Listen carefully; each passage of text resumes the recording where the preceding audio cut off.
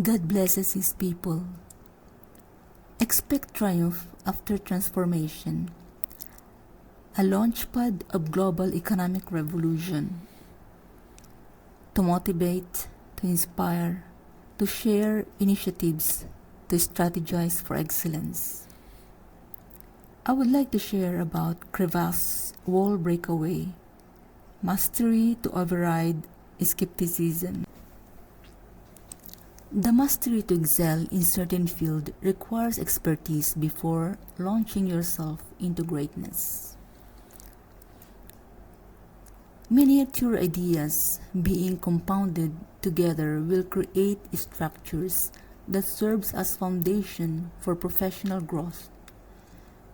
It was believed to be garnered from comprehensive studies of having educational degree and research studies.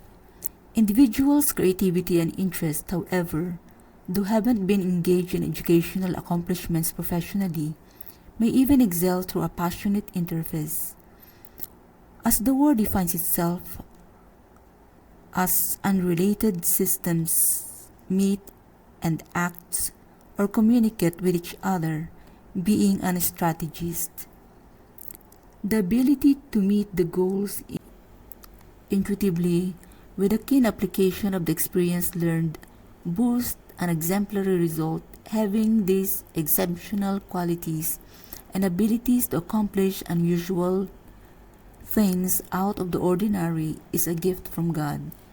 Having impressive intelligence quotient or IQ, the exact meaning of prodigies, much more of being anointed by God or being favored by the Lord. This is clearly defined truth. But the productivity would not overlap to a close proximity, nor exploratively when preoccupation to the agenda revolves primarily on self-enthusiasm.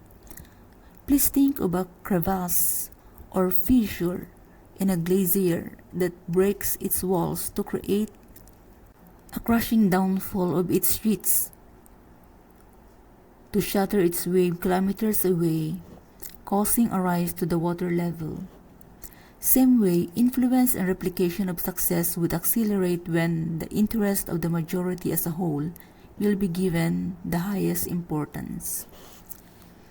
Don't be fine with break even, break forth to a breakthrough, burst forth to an unprecedented expansion by refusing to be comfortable. Giving birth to success is laid with discomfort. And out of all expansion in a context, same way, propelling milestones needed a force to deal with the challenges to maintain a cutting edge in a particular advancement or aspect. Discarding inconsistencies on the mindset to resist change perhaps takes a long time to overcome, especially when stepping to the unknown, but it requires courage to win, a knowledge to excel, and wisdom to manage and implement worthwhile actions, ensuring financial freedom without disagreements. Casting priorities over tentative tenures should be weighed meticulously to giving clarity to all concepts to eradicate compromise errors and hesitancy in which failure of doing so may result to irreconcilable consequences pertinent to given notions. Have clear perspectives and you will excel dramatically. God bless you.